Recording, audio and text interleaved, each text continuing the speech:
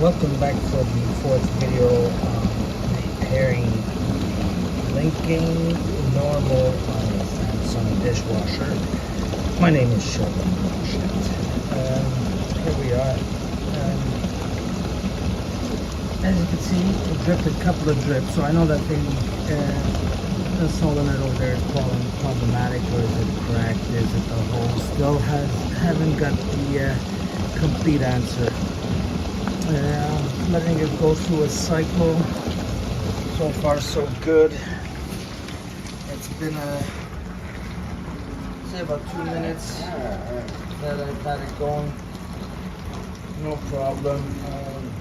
Usually it used to take maybe 30 seconds and it would stop. So now it's on the wash cycle. Let it go. Let's see what happens.